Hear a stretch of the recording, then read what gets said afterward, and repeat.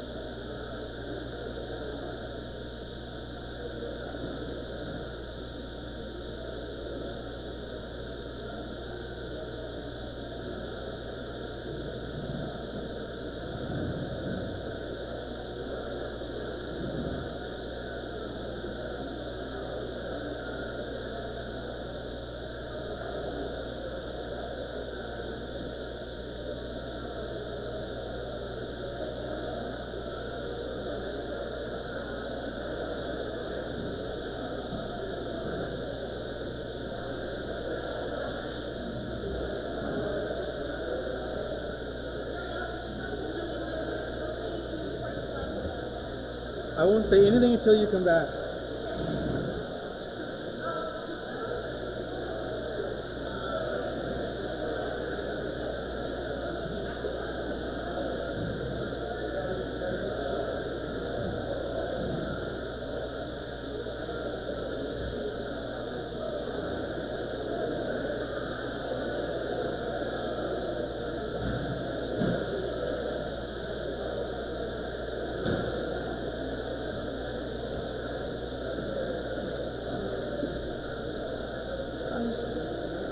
Hello again, everyone.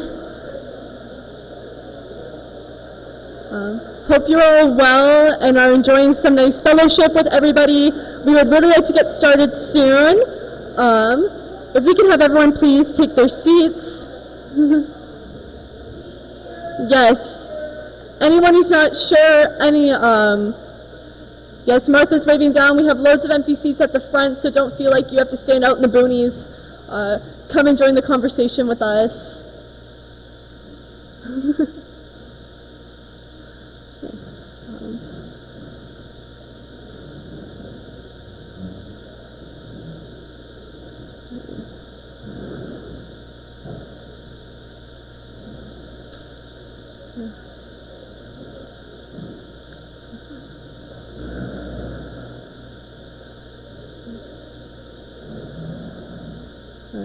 Alrighty, welcome everyone. I hope you've enjoyed our first two talks. So my name is Katie. I'm also an intern with the deVeber Institute.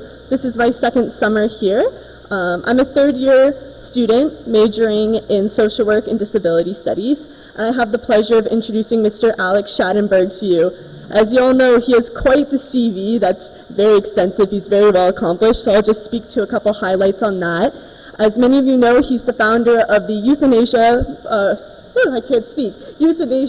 Prevention Coalition.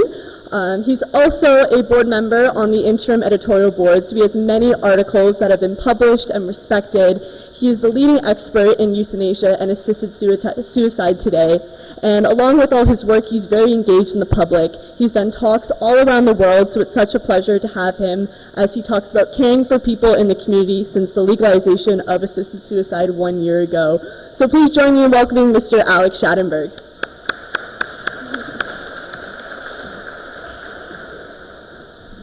That was a very kind introduction. Thank you very much. I'm going to start by telling you a story. I'm going to actually deviate from the topic a tiny bit, but I'm going to conclude it very well. So you're just going to have to follow with me a little bit.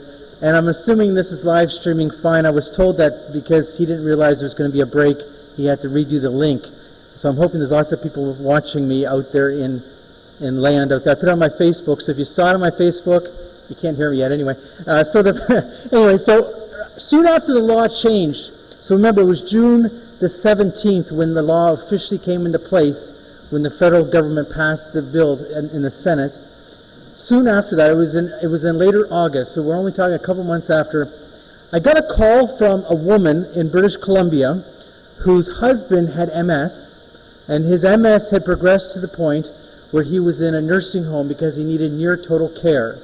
And she was incapable of providing that care, and the government wasn't providing that type of care. Therefore, he was put into a nursing home. They didn't have money, so he was put into extensively, you could say, a government-funded nursing home, per se. And he was receiving his care there. He had asked for euthanasia. So this is late August, only a few months after legalization. He's asked for euthanasia. She calls me up, she says, I think euthanasia is absolutely wrong. I'm completely opposed to euthanasia. She says, how can I stop this from happening? I had to break it to her that the law gave power to her husband to ask for it. It gave power to doctors and nurse practitioners to approve it. It gave power to a doctor to do it, or a nurse practitioner to do it. But it did not give any power to a spouse who might be completely opposed to it, who might want a different direction.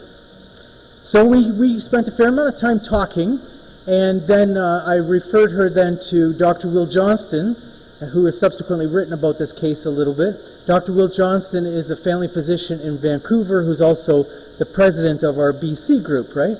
And so Dr. Will Johnston met with her, and then her husband had agreed for him to meet with him also. So he went to the nursing home, and he met with this man, and he says to me afterwards, Alex, this is a terrible situation. You have a situation where this is a man who's 51 years old. I don't know if I'm giving you too much information.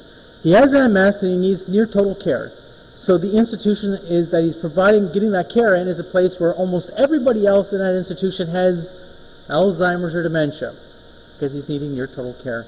He's completely cognitively aware. Dr. Johnson said, I was speaking to him. I felt personally, and obviously He's not a psychiatrist, so he was not saying we've done a psychiatric assessment, but he's saying I personally felt that this man is totally depressed. That's how I felt. He allowed me to look through his medical records, so I did a bit, and there's nothing in his medical records which indicate this man is dying anytime soon. Meaning, yes, he is substantially disabled, there's no question about it, but there's nothing about his health condition which is leading to any death at any near moment or time. So what happened is we got talking a little bit more about it, and so the decision was, because this man was adamant, he wanted to die. He actually would have been happy if he could be moved home, but there is no home care that provides that level of care for him as sponsored by the government to that level. Therefore, he's in this nursing home. So anyway, so what happened is that the woman, his wife, called up the doctor who had approved the euthanasia. It happened to be the same doctor who runs the euthanasia clinic in Vancouver. And she phones her up and she says, "How did you approve my husband for euthanasia, knowing that there's nothing about his medical condition which would mean his natural death is reasonably foreseeable?" Because what did the laws say? Your natural death must be reasonably foreseeable. Now, of course, he's significantly disabled, but is that a reason for lethal injection? Right? His natural death. And the doctor responded, now I'm not using her name, but you can Google it and find it out very quick. The doctor responded to this woman, and the woman said this over to me on the phone. She said, "Well, this is what the doctor said to me." She said, "Your husband is in a bed all the time." Well, that's correct. Therefore, he could develop a bed sore at any time. Well, possibly. Therefore, she said, his natural death is reasonably foreseeable. Therefore, he qualifies for euthanasia. And her husband did die by euthanasia. The last time I spoke to this woman on the phone, when she was telling me what the euthanasia doctor had said. Now remember, this is a euthanasia doctor. This is not a personal physician in any way, shape, or form. This is a doctor who her husband was put in contact with because he wanted euthanasia, right? So this is not a physician who knew him for any other reason. Anyway, the point is that she said to me on the phone, I don't want to have to live with the concept that my husband died by euthanasia. Sadly, her husband died by euthanasia. This was a woman who absolutely believed and cared for her husband. She wasn't one who, she was actually visiting him, but clearly in this situation, he was living in an unacceptable living condition. He's completely cognitively aware. Yes, he is being physically cared for. There was no one was arguing that he wasn't being physically cared for. The point was he needed to be in a different location, and he was completely feeling that there was no hope. There was no hope. So let's get down to the brass tacks about euthanasia and assisted suicide. Some of you might have seen a recent study that came out of the University of Toronto. Well, many of you probably read that study, which was talking about some early cases of euthanasia under the current law in Canada. And it was emphasizing that, when they looked at these cases, that there was very few people who were asking for euthanasia because of uncontrolled suffering, because they were suffering in such great pain and there was nothing we could do for them. That in fact, that was not the reason they were asking for euthanasia. They were asking for euthanasia for mainly psychological, existential reasons and personal reasons, meaning I feel that my life is intolerable as it is right now. I do not feel there's hope in my future. I feel a loss of autonomy. These are the kind of questions they were dealing with. And if you look at the data out of Oregon and Washington State, whether it's completely accurate or not is a big question, but nonetheless it is consistently showing people don't ask for euthanasia or assisted suicide in Oregon and Washington State to be assisted suicide because it's rarely because of physical suffering that they ask for this. It's usually because they are going through a difficult health condition, that's true, and they feel they have no purpose to continue living. They've lost hope. They are feeling like they're too dependent on others, and they don't want to be dependent on others. They feel that their life has lost its value. They've lost hope. And this is what we're dealing with euthanasia more often than not. And people can argue that all they want, but even if you look at the Netherlands data, the same thing. There was also a study done in Oregon several years ago by Linda Ganzini looking at assisted suicide cases, and she asked people, so there was 58 people who had asked for assisted suicide, and this is a study that showed that 15 of 58 were depressed, okay? And so 26% were depressed. And how did she determine that? Well, because they agreed to be part of the study, they could be then assessed, and in her assessment she determined that 15 of 58 were either, well, she described it as either depressed or having feelings of hopelessness, meaning they have they're so deep into their negativity that they feel they have no hope. And so therefore, obviously, depression becomes a primary factor. But with the same data, when she looked at the question as to whether people were in, how would you say, uncontrolled pain, not one of the participants of that study said that they rated their pain as greater than 2 out of 5. So that means that I'm not saying nobody has ever asked for euthanasia or assisted suicide because they were in uncontrolled pain, but in that study in Oregon, 58 people had asked for assisted suicide. Not one of them had rated their pain as greater than 2 out of 5. So what were they saying? They had fear of future suffering. That's true. But their immediate suffering, their current situation, it was not that reason, which is why they were actually asking for, as they would say, an assisted death. So we have to be brutally honest about these questions. And I think we have to reframe how we talk about euthanasia and assisted suicide, and then I'm going to go in my other presentation. We have to reframe this because we're always talking about the theory of euthanasia, and we're trying to dispel the myth of this, and the other side says this is about my autonomy, and how dare you, inflict your beliefs upon my autonomy. This is about my decision, and of course, when you look at actually how the law works, that's actually a lie, because it's not about your autonomy, it's not about your choice. You might ask for euthanasia, and there's lots of reasons you might ask for it, but really this is about the doctor having the right to decide, and in Canada, doctors and nurse practitioners having the right to decide and then carrying out the act. And of course, even when you listen to Ramona, the presentation that she made, she's talking about conscience rights. Not only do doctors have somewhat of a right to decide, it appears they also have somewhat of an obligation to be involved, and that to me would be ridiculous. Nonetheless, that's what it is. The power goes into the hands of the doctors. We have to talk about these issues from the basic reality of what it means to be human.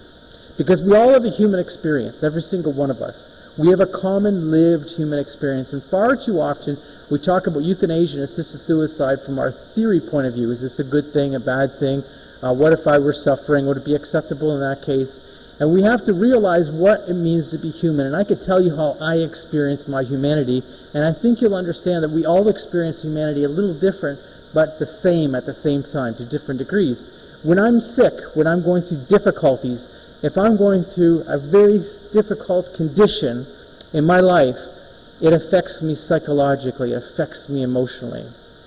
That is normal. Some people become very depressed, so they might experience that to a greater degree than others, and that for them is their normal. This is a normal reality of being human. Humans are not, how would you say, compartmentalized. We are a unified being, whether we like it or not. You can't separate my physical reality from my psychological, emotional reality. It's just a reality. It's how I experience my human life.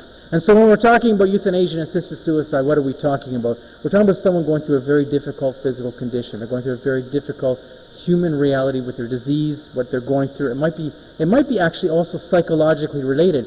A lot of people going through psychological conditions, that also emits themselves in physical ailments also. They are resulting, because your body is an interconnected being. And so what's happening is someone's going through these situations, they're at a low time in their life, and now we're throwing euthanasia and assisted suicide into the mix. We're just sort of mixing it up into the stew. To me, that is a very dangerous stew, because the fact is, as a human being, we all become vulnerable. And I think that's actually the message we were trying to put together with the Euthanasia Deception documentary, that we're all vulnerable at times in our life. It's not vulnerable because someone has a disability. They're not vulnerable because they happen to be 83 years old and have certain health conditions. They're vulnerable because as a human being, we become vulnerable when we're going through these difficult conditions. It's a normal human reality. And when you throw euthanasia into the mix, they say it's about my autonomy and my choice. That's a lie. It's a lie, okay? Oh, okay, now you're going to work for me. Oh, I don't want to change. We're having electronic difficulties. Maybe I have it upside down. There we go. So, you just heard about this story, and there's another thing that just came out about the disability movement being very upset about this situation. Sheila Elson and her daughter Candace. Candace is actually the one we should be focusing on. Candace is 25 years old. She has multiple disabilities. And last September, when she was receiving medical care, this doctor, who's actually one who's in training, he was there for a period of several months, going through a series of training as a young new physician. He suggested to Candace's mother that he really supports assisted dying, and that in her condition that he would be happy to be involved with helping the death of the daughter. And if you think about this situation, I thought this was all about my choice and autonomy, but in reality what he's saying is that we could arrange for this to be done. He wasn't thinking in any way about the human reality of what Candace is. Candace is a human being. Yes, she was going through health difficulties. He was thinking, when he walked in the room, seeing somebody having, I'm assuming, some sort of medical distress, and thinking that, oh, if I were in that situation, I wouldn't want to live. This is what he's thinking. And so what he did is he offered to be involved with the death of Candace, and the mother was very upset by this. And of course this now showed up in the media because she sent in a complaint to the health authority and got a pat letter back. And of course that's why now it's been erupted. She didn't talk about it in September 2016. She's talking about it now because the letter she got back was basically, oh dear, we'll be more careful next time. She said, this left me dumbfounded, and I told him it was something I did not want to consider. We have to think about the reality of what euthanasia and assisted suicide is. Now think about another situation. She mentions in the news reports that she was very tired and distraught herself at this time. If she were not somebody who had a certain, how would you say, position of hope for her own daughter, she might have thought, well, maybe he's right. Maybe he's right. But guess what? Once the lethal injection's done, you can't turn back. It's over. So we already talked about what euthanasia is and isn't, so I think we're going to go into the fact that the law basically now calls it MAiD, and it encompasses both acts, even though both acts are quite different. We legalized both euthanasia, which is lethal injection, and assisted suicide in Canada. If you see the early data, you'll see that there were very few assisted suicides in the first year. Almost all of them were euthanasia.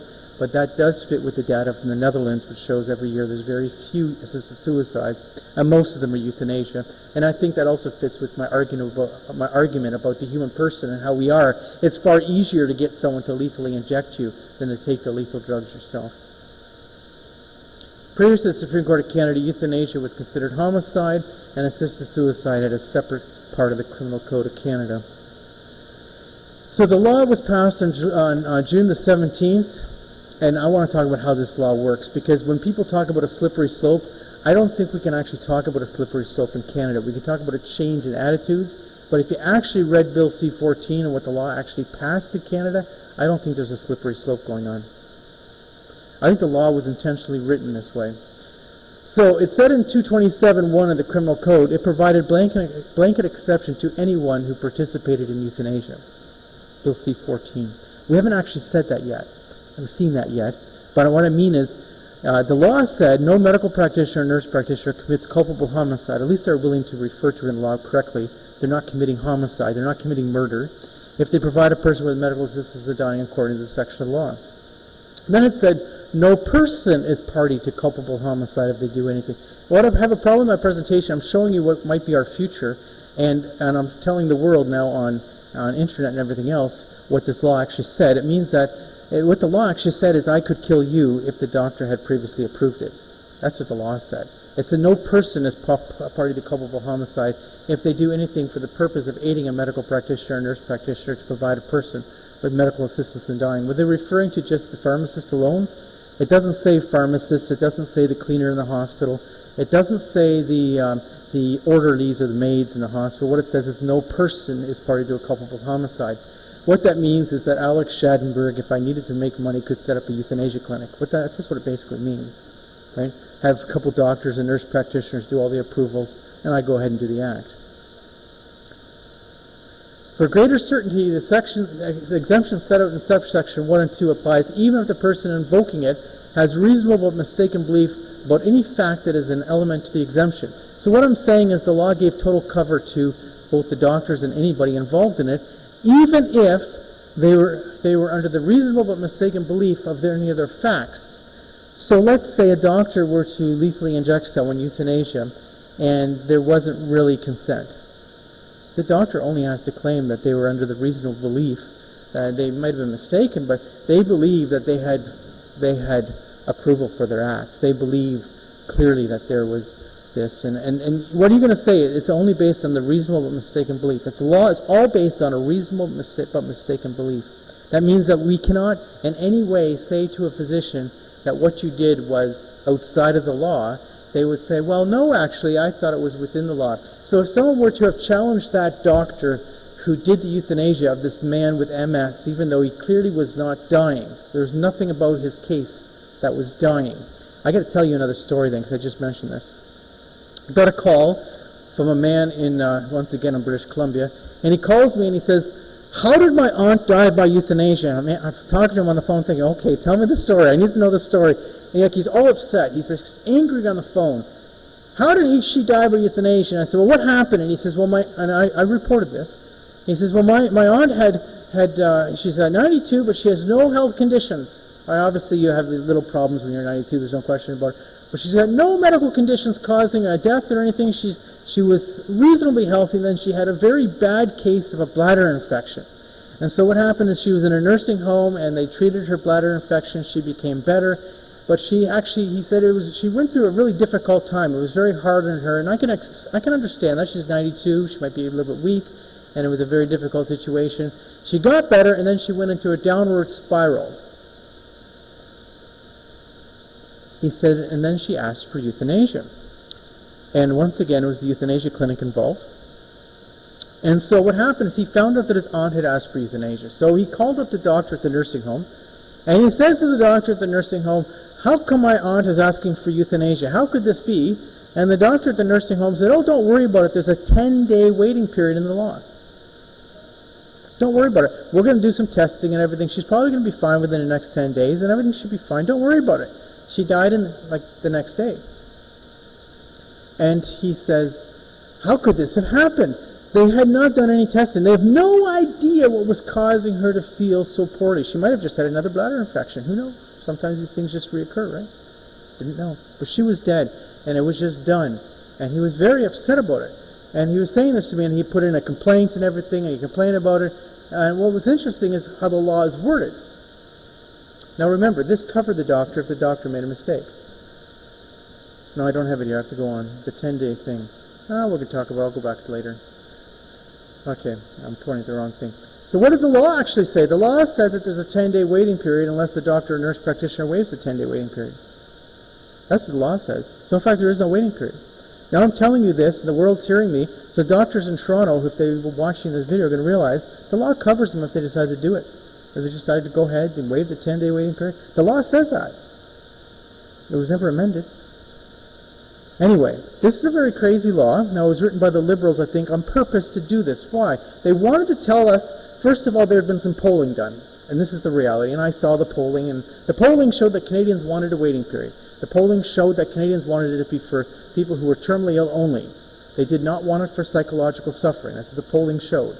And so you have these different parts of the law which were built in, which created a yes and a no at the same time.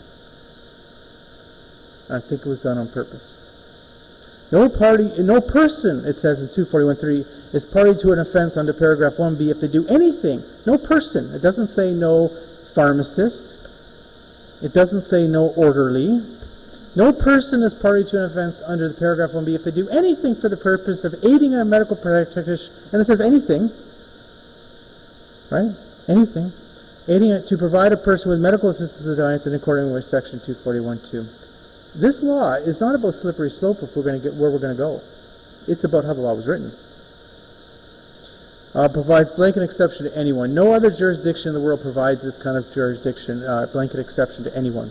There's no law in the world that does this. If you look at the Netherlands law, as much as you might not like what's going on in the Netherlands, and certainly I don't, if you look at the Belgium law, they're very clear, only doctors can do it, and they're also very clear that there is a chance that you could be prosecuted if you did something outside of the law. Now, I'm not saying there isn't abuse going on in Belgium and the Netherlands, and I'm not saying that they're not lax to it. What I'm saying is the law clearly does not give them blanket exceptions. Okay? The terminology in the bill lacked total definition. What is grievous what's a grievous and irremediable condition? I know what a grievous and irremediable talk is like. Might be off there. What is a serious and incurable disease or disability? What is this? What does it mean? What does it mean that your natural death is reasonably foreseeable? I don't know. I think my natural death is reasonably foreseeable.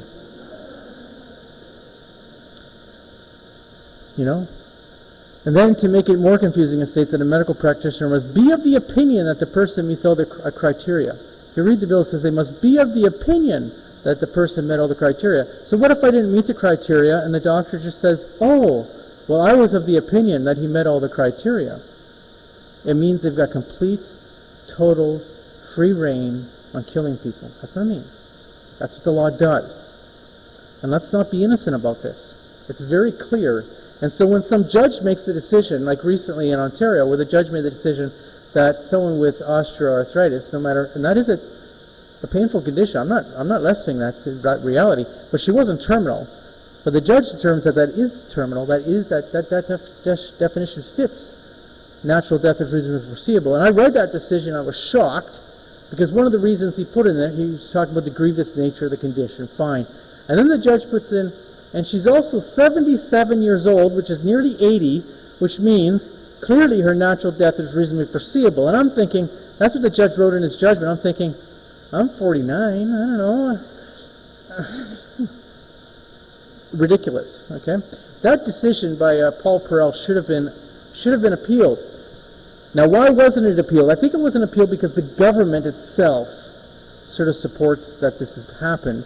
But if you think of the decision and how it's written, it should be appealed anyway because of the emphasis, the new, what do you say? They've created a precedent that now has strength throughout all of Ontario and, of course, can be referred to throughout Canada. Judge Perel said the legislation is intended to apply to a person who is on a trajectory toward death because he or she has a serious and incurable illness, disease, or disability. Many of us have a disability that's incurable. Disability, by its definition, is incurable.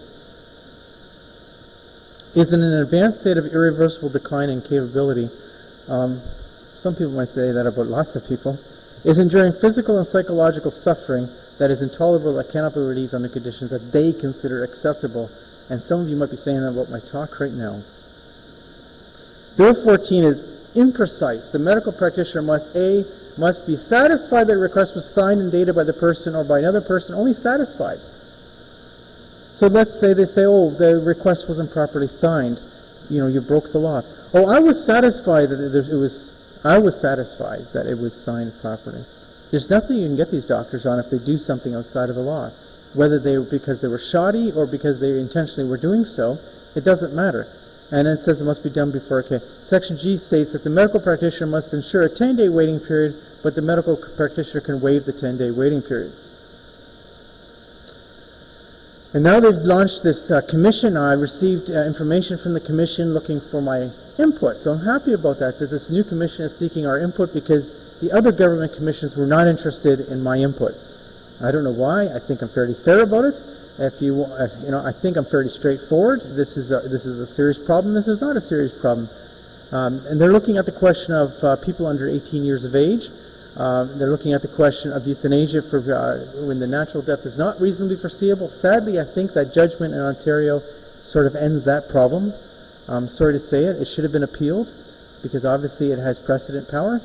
And people who ask for MAiD in their past, meaning in their power of attorney in their past, who are now incompetent to make the request. This is the kind of thing they're looking at. Well, what does that mean? That I put it in my power of attorney that if I were, let's say, had dementia and I would want euthanasia. Well, we had a recent case in the Netherlands. Some of you might have seen it. It was actually just late last year where the woman had put in her power of attorney that she had wanted euthanasia if she had advanced dementia.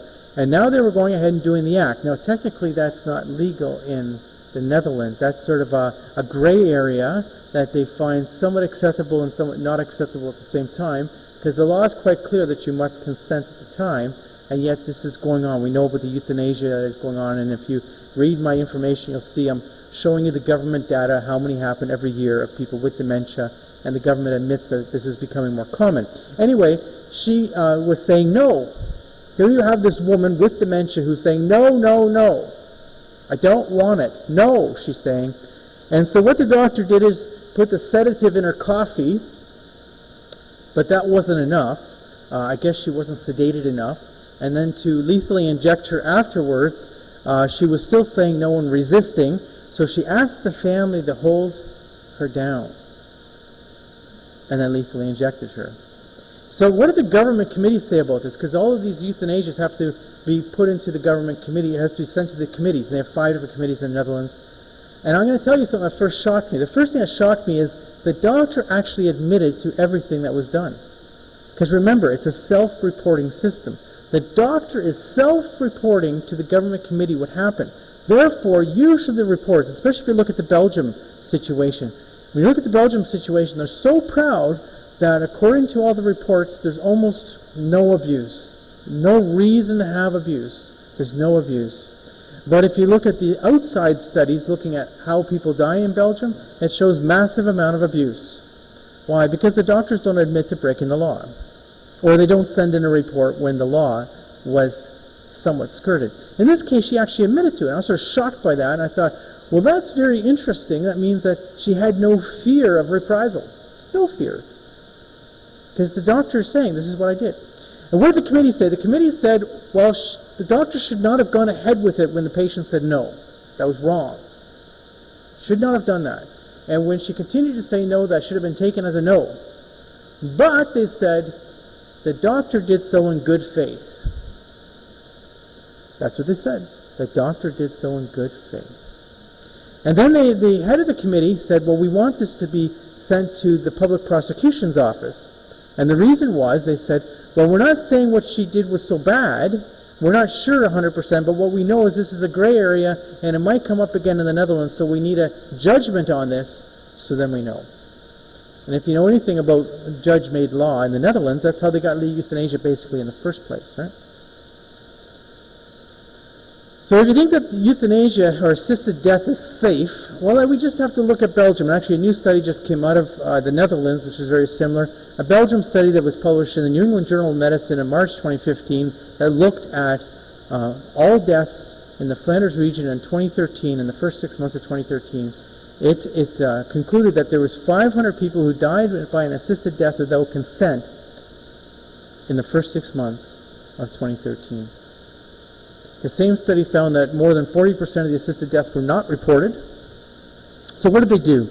How did they find this? You can look at all the euthanasia reports and say, oh, these are the reports, and this is what it says. Or you can look at all the deaths and send out questionnaires to the doctors about how Alex Schadenberg died, and then the doctors will fill out the questionnaire about how Alex Schadenberg died. And if they tick the box saying that they assisted my death, and then they tick the other box that I never gave consent, and obviously speaking, assisted death without consent. Now, some people say that these are different. Of course, some of them are different cases. You're right. Some of them are cases where the family said, well, yes, but mom has dementia, but she would have wanted to die this way. But if you look at the Belgian law, that's still outside of the Belgian law. Some would say, well, this is a situation where somebody is not really dying, and people are saying, well, let's get on with it. So they're just increasing doses until the person's gone. And that could be another situation. And some of those cases are similar to what's happening in some places by some physicians in Canada already, sadly. And even now that it's legal, that will continue. Nonetheless, there's no request. And the doctors are admitting to the no request. The recent study just came out from the Netherlands, and what they do every 5 years is they do, actually I didn't have to put it in there, it was 431 is the number. So every 5 years they do this meta-analysis of euthanasia in the Netherlands in the 2015. It's not been published yet, but if you go to the Government of Netherlands website, it's actually there, all the data from the study. And so I already have reported on it, even though it's not been published yet, because I found it on their website. And so what happened is that it showed that there was 413 deaths without request or without consent in 2015 in the Netherlands, assisted deaths without consent. It also showed, once again, funny enough, they say all deaths are being reported in the Netherlands. They're pretty clear about this, but the study showed 23% of the assisted deaths were not reported in 2015, which, funny enough, is also identical to the 2010 number, which is 23%. Now, I've just thrown a lot of data at you. Why? Because it's going to be the same thing in our own country, sorry to say. We have exactly the same system. The Canadian law is based on the Belgian law, and it gives doctors or nurse practitioners a self-reporting system. So therefore, if somebody is, lax with doing paperwork, because that could be some of the cases, they never reported it. Why didn't they report it? Well, I didn't want to do the paperwork. Some of the Dutch doctors are saying that. Well, Didn't get around to the paperwork. Didn't submit it. Yeah, I killed them, but no, didn't send in the paperwork. But often it's because it's a gray area. And we saw that in the Belgium study. This Belgium study looked at why were they doing euthanasia, or why were they lethally injecting people without request. And it showed that 91% of the time it was someone who had a coma, Alzheimer's, or dementia. Right? They weren't capable of consenting. They couldn't have asked for it. Why? They were incapable of consenting. And so the doctor or the family, either the family urged them to do it or the doctor just decided to do it. Nonetheless, it's outside of the law. And I just talked about this U of T study. I started my talk there. So I think we've been inundated with a cultural lie, and this is where I'm going to go to my other part of the talk. Euthanasia Prevention Coalition is working with something called compassionate community care. So we're receiving phone calls from people, and most of the calls we get are not dealing with euthanasia and assisted suicide. They're dealing with end-of-life concerns. People call regularly because they have a situation where they are the power of attorney for their mom, or they're the power of attorney for their aunt or their neighbor or somebody, and there's a difficult situation, and they don't know what to do. The doctor's saying A, they're not feeling comfortable with A, so they call us up, and they're usually people who know about us through the Euthanasia Prevention Coalition. So not always. I've gotten calls from people who saw it on the internet and called up and asked questions. Sometimes I'm answering the phone. Sometimes it's been Christina Hodgetts, who's a nurse practitioner, answering the phone. But what we actually find is that people have a very difficulty with dealing with these very difficult end-of-life questions.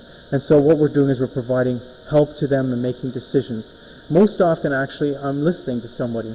And that's when I was taking a call. I had this woman who called me from Ottawa who was the power of attorney for her aunt, and her aunt had children. But her aunt had chosen her because they shared the same faith, right? They shared the same faith. They shared the same beliefs. And so her aunt had not chosen her children to be her power of attorney for personal care.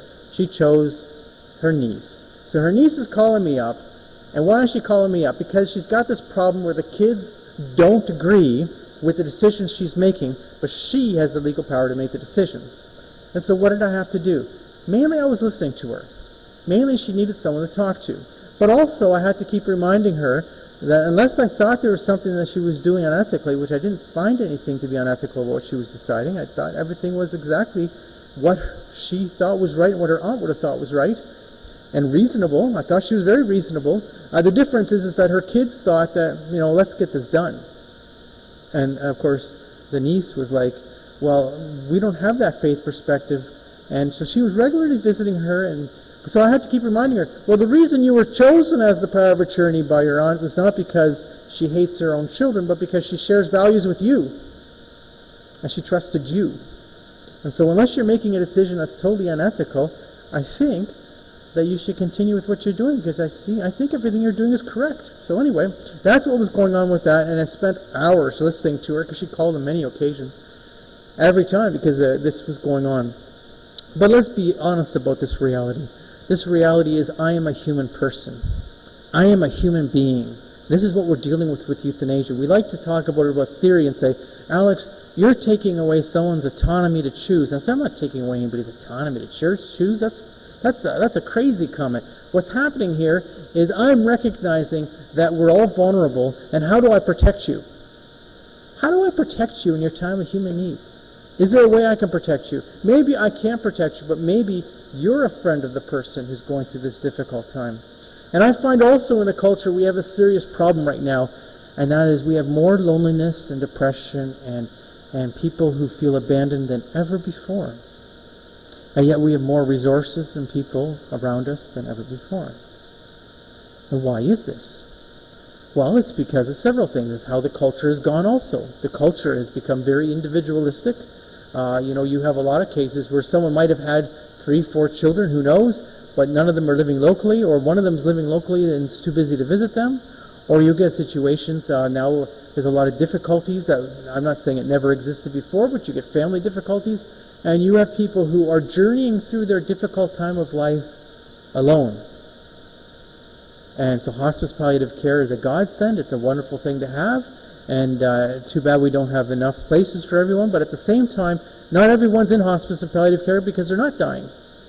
So you get this feeling of I have no purpose. And that's a normal human reality. People say, oh, that person is depressed. Well, that might be a normal reality in that situation for them. Let's recognize that. Obviously, I want their depression to be treated, but often the best way to treat their depression is to have someone who cares about them, who actually spends time with them, who actually acknowledges them, and who says, "You're important to me," and gives them time and listens to them. Because often, it's normal for me to feel down. Why wouldn't I feel down? Guess what? Television isn't that good anymore. I mean, no, I'm just being honest with you. Being alone is crappy. And a lot of people are going through that. And they're going through difficult human experiences. And now we've thrown euthanasia into the mix. And we've said, oh, well, we're going to recognize your right to autonomy. Your right to autonomy. Well, how does the law actually work? I always say when I say that. I say, come on, it's about your autonomy, yet the law says I might ask for it. Well, there's many reasons I might ask for it. I might be going through great psychological distress and need help. That's absolutely the reality. I might be there. Are you going to abandon me to a lethal injection? I might need a friend. I might need someone who really cares about me because I need to talk about it. You know, are we giving people a chance to tell their story as their lives are coming to an end? Are we doing that? Or are we abandoning them to lethal injection? What are we doing? And let's truly think about this. And it's normal for me to go through some sort of psychological distress in that condition. And we're forgetting that. But how does the law actually work? Well, how the law works is I might ask for euthanasia. That's correct. And they say, well, you have that right. Oh, wonderful. And then who makes the decision? Well, according to the law, it's either 2 nurse practitioners or 2 doctors or one of each. The law does not require the second person to actually see me either. It requires the first person to see you. Fill out the report, suggest, yes, this person's natural death is reasonably foreseeable. I don't know what that means. They've clearly asked for it. There's no requirement for a psychiatric assessment. No requirement. No requirement for, how would you say, visiting a counselor to find out if there's other ways. I'm not saying all doctors are going to do this, because there's a lot of great doctors out there who might also support euthanasia, who might say, well, there might be another way to handle this. I'm sure there's lots of great doctors out there like that, so I'm not painting brushes here, but there's very few doctors willing to do euthanasia, actually. So if you're actually asking for euthanasia and being referred to one of those few, I don't know, something tells me that they're pretty pro about it. And they're saying, oh, this is someone's right. Fulfill that right. And then they decide, the second doctor only has to decide whether the first person was reasonable. So let's say there was a situation of a medical error. Do medical errors happen? Well, if you look at the literature, it's very common. It's not that doctors are terrible people, it's just that we're human beings and we make mistakes. So I'm told I've got some terrible condition, and in fact I've been misdiagnosed. Well, guess what? My death may not have been reasonably foreseeable. But after I'm dead, it doesn't make a difference. And who fills out the paperwork? The doctor who did the death. The doctor who lethally injected me sends in the paperwork. And I'm supposed to feel safe. I'm supposed to feel comfortable. We have a serious problem because we're interdependent beings, and we've sold ourselves out to this autonomy concept, which is fine and dandy, unless you're talking about somebody killing me at the most vulnerable time in my life. Doesn't make sense. Even if you were to legalize this and be truly honest about it, if you're going to say, oh, well, we want to have legal euthanasia, if you want to be truly and brutally honest about this, if you're going to actually do that, and this is truly about my autonomy, then it shouldn't be the person who makes the decision to kill me, that it's okay to do so. Also be the one who does the act, and also be the one who sends in the report. Because obviously you're never going to know what's going on then. As a physician, if I were to kill somebody, I'm not a physician, so anybody say I said, no, I didn't say.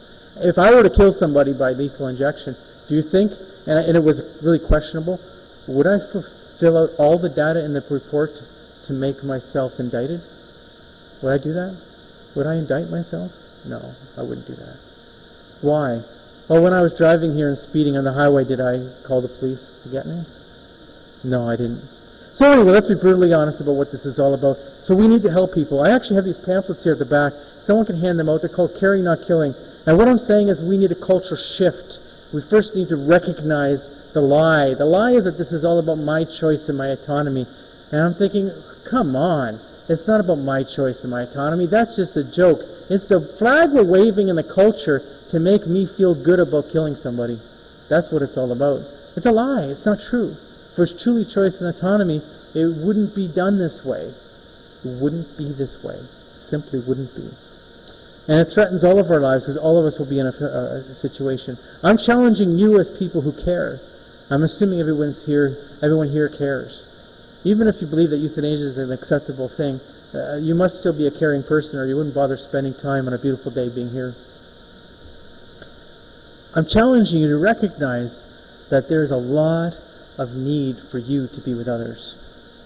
A lot of people lack hope. They really do. And it's got nothing to do with the fact of them having some irreversible condition or something. It has to do with the fact that they're a human being. And they're all around us. The people we know, too. These are people we know. And yet, I guess the amazing race is more interesting. Because we're not doing that. And the culture's become about me too much. And guess what? My enjoyment, my life, is when I do things for others. And we have to understand that's, if you're a Christian or not a Christian, it doesn't matter. It's just a reality of your human person. When you truly care about other people, that's a fulfillment of yourself too. It's a reality. What are we doing with these videos also? Kevin sold you hard on what we're doing with the videos, and I think he did a fabulous job. Kevin's a fabulous presenter, doing an amazing job producing these videos. But he doesn't mention something because it's not his foray. That is, this has cost the Euthanasia Prevention Coalition thousands of dollars. The euthanasia deception, as he knows, was about $100,000. Not in its original budget, because we were originally planning to produce what we got. I mean, but that's how it ended up, around $100,000. Now, of course, there's donors who are donating. Now he's going back to the Netherlands. So I'm just telling you that you have to support these things if you actually believe there's something wrong with this and you want people to know about it, and you want them to hear the stories and see it. You're going to have to support it because it's thousands of dollars. He's going to go back to the Netherlands to do more filming. He's now been talking to Candace and her mum, and he wants to visit Newfoundland to tell the story. Why? Well, seeing it on the CBC was good. I think that's fabulous. It broke the story. People heard that this was terrible what happened. But I guess there's something missing. That Candace, she's a young woman who is a human being. She has emotions. Yes, she has disabilities. There's no question about it. But she lives a life. There's somebody in that body. And we like to separate ourselves from that. We like to think, oh, well, look at that condition she's living in. Holy camole, that would be terrible. Oh, this mother, I heard it several times, her mother's a saint, because look at all this, how supportive she is of her daughter. I'm thinking, well, her mother might be a saint, I don't know. But the fact of it is her daughter is a human being. And we keep forgetting these things, right? We want to tell you that there's somebody there. Okay, there's somebody there. And we want to recognize. So I'm challenging you, if you don't do this already, start visiting. I just, recognize that. I'll give you a final little story, which you'll find very interesting. There's only a few minutes. Across the street from us, we live in a small town, very tiny town. And across the street from us, when we first moved there was a very elderly woman. Now, she has family, and yes, they do visit her, so it's not like, oh, this is a poor, lonely lady. But my daughter, Genevieve, she's a wonderful young girl.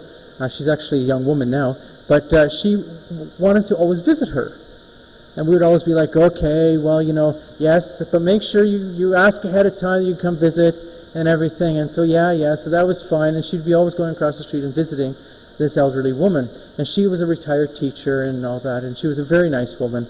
And then, Tom, who's younger than Genevieve, would start asking, well, can I go with Genevieve? And we'd be like, oh, no, the poor lady, she could have Tom there, too. And, okay, and we'd say, well, make sure you ask. Make sure you ask that everything's fine. Oh, yes, everything was fine. So the two of them were always going over there. And we'd be hearing stories that they'd be playing hide and seek. I'm thinking, they're playing hide and seek. The woman's in her 90s. They're playing hide and seek. And they'd be doing things like that. And she always had things like cookies or whatever there. It wasn't, how would you say, the high-calorie stuff, though. So anyway. And all of that was wonderful and everything. And when she died, we went to the funeral home, and Tom and Genevieve came along. And the family members were all there, so we're walking to the line, greeting everyone. Oh, you're Genevieve and you're Tom. Well, our mother always spoke about you. Think about it. We were thinking, oh, don't be too much of a burden on the lady. Like, come on. And what we find out at the funeral home after she's died is she talked about them all the time. And yes, she was playing hide and seek in that house with them and stuff like that. I'm thinking, okay, whatever. But, the fact of it is we have to understand these issues from our humanity, what makes us tick. And when I'm at the lowest time of my life, even in the fact that I am fully opposed to lethal injection, guess what? If you mix euthanasia into it, I don't know what I'm going to say. I don't know. Why? I might not be the same Alex I am standing in front of you at that moment. I might be so deep, dark into my situation, feeling of no hope. I'm not saying I'm going to go through that. I'm saying I might be there. I'm a human being. And now you're offering me euthanasia? And this is about my autonomy? No, this is about my abandonment. This is a cultural abandonment. And we need to be about bringing cultural hope. Oh, there we go. There we go. I said it all already. The only way to stop euthanasia and assisted suicide and other killing is by loving the other. Okay, let's be brutally honest. This is a cultural reality. People have lost an understanding of who we are as people. We're challenged as a people who respect human life to love the other and be with the other and care about the other. This is our challenge. And many of you say, oh, I'm getting older now. I'm saying, well, that's great because you might have more time now to visit others. That's good. Wonderful. That's great. And our compassionate community care work that we're doing is really trying to help give people advice in these difficult situations. And other people are running hospices and doing that. And I applaud them. It's wonderful. And it's great. We just need more people doing that. Thank you. Can someone hand out my pamphlet? Like James and they're at the back. I was going to say, I've got these compassionate community care cards at the back. The Caring Not Killing pamphlet does have the information on it. I got something else at the back. It's called an Air Miles card. Air Miles is not a sponsor of the Euthanasia Prevention College. If you guys are thinking in the world of internet that maybe Air Miles is supporting the Euthanasia Prevention Coalition, no, they're not. What's happening is people are collecting Air Miles for the Euthanasia Prevention Coalition, and it makes a big difference in cost. We save a lot of money because we've got a lot of people who collect Air Miles for us, and if you want to collect Air Miles for us, it saves a lot of money. Yes. Thank you very much, Alex. That was fantastic and a very thorough overview of the situation and your experience with various cases. I have my book at the back for $20. And we've got the Gerbert Van Lonen book at the back too. And he also has one copy of the Euthanasia Deception. I think it's already been spoken for. I only brought 5 with me, and I gave you guys a special price of $20. So if you want to order it, they'll take your name and address and everything, and we'll send it to you for the special price. Perfect. So even the Sisters of Life might be able to afford that. I don't know. It might come out of questions. Yep. Okay, so we'll take a few questions from the group. Yep, starting off. This is my first experience at seeing the law in detail like you just did. Forget this dark question, but if a doctor suggests medically assisted dying for my father, who's already passed, so this is not a plan on my part, and he has a wealthy estate, do I then, as a son, have the freedom to say, well, the doctor recommended it, I can assist him? Do I need to assist medically, or can I throw a pillow over his face? And then I would then have the freedom of gaining the estate. Okay, so we're talking hypothetically, because from what I've seen, no one's been doing this yet, even though the law allows it. So the law, it appears to how it's written, says that so long as it's been approved, meaning you've got 2 doctors or 2 nurse practitioners, it's been approved. What I'm thinking of, it has more to do with the concept of assisted suicide, but it applied in the law to both euthanasia and assisted suicide. So let's say my wife asked for assisted suicide, meaning she's going to take the lethal drugs home. I could then assist her without any fear of the law coming down on me because she didn't maybe technically take it herself or whatever, or maybe I helped her with the applesauce or whatever crazy things like that. The point is that the law covers me. But you see, the law says anything, and that's what really ticked me off. I was constantly saying to the government people, you have to amend this. You can't allow a law that says I can do anything for the purpose of the act so long as it's already been approved. That's incredibly crazy. That's insane.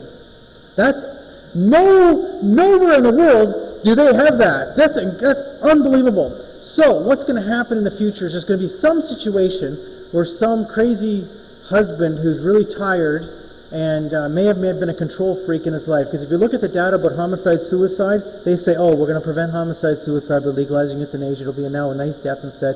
Not true. If you look at the data about homicide-suicide, it's usually controlling husbands who kill their wives, okay, and then kill themselves.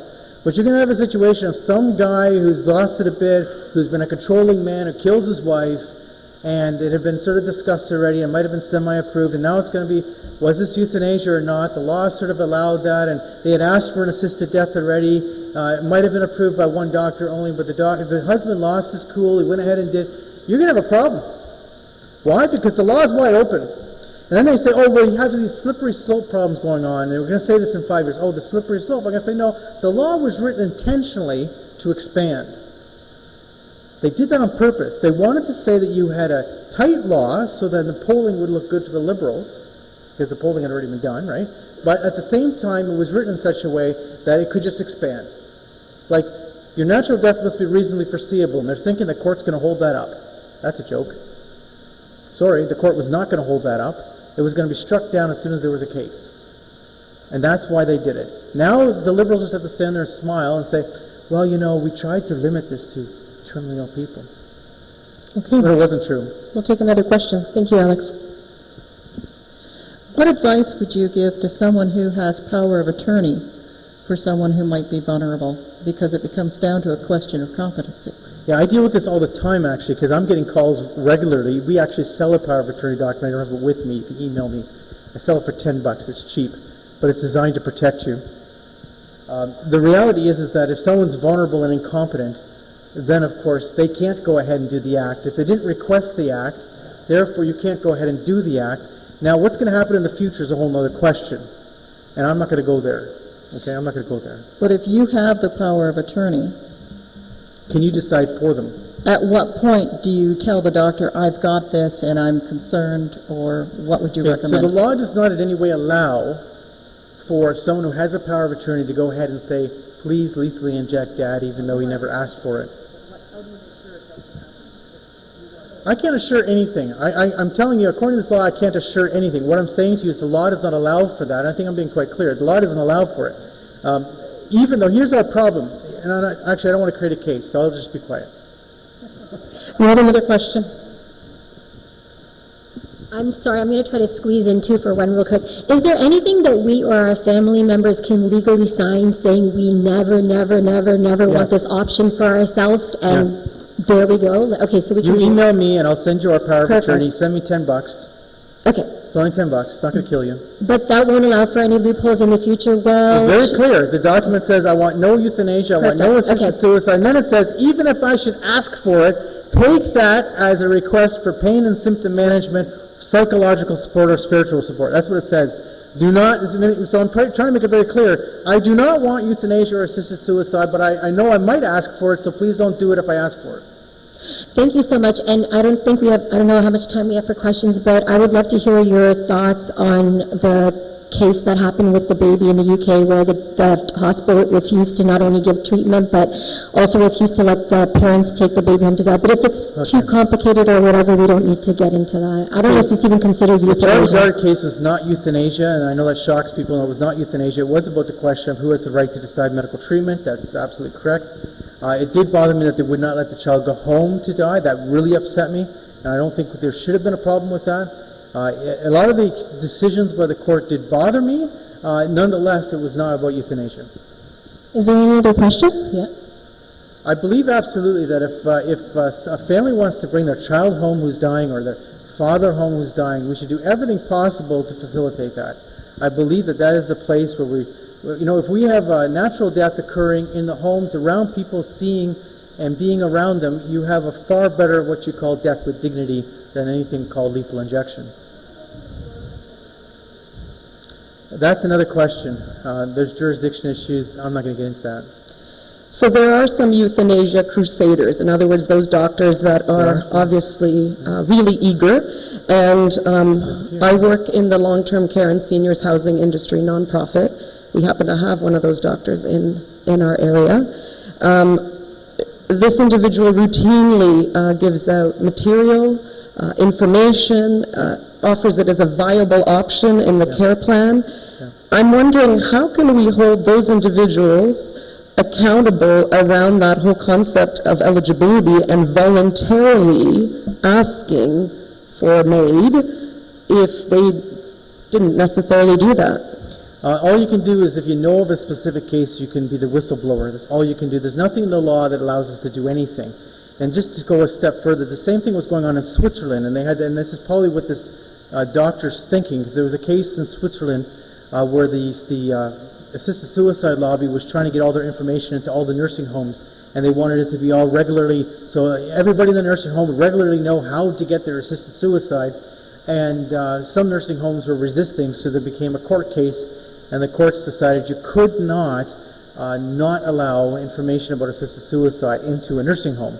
And I think that's insane, once again, because if this is truly about choice and autonomy and the other thing, well, gosh, I might want to go to a nursing home. I might want a doctor. I might want to specifically look for a nursing home or look for a doctor because they're not going to kill me. When I'm at my vulnerable time in my life, when I feel dark and depressed because of my situation, I'm not saying I'm going to personally go through that, but others do go through that, and it's a reality for them. I want to know I'm in a place where I'm safe. So I might be looking for that. So why do I have to have that information presented to me? Why, if I go to a doctor who's completely opposed to euthanasia, why do they have to be willing to present me certain information and stuff? Give me a bloody break. I might want them to be like that, and that's my choice then, isn't it? Thank you. Thank you so much, Alex. Can we give him a round of applause?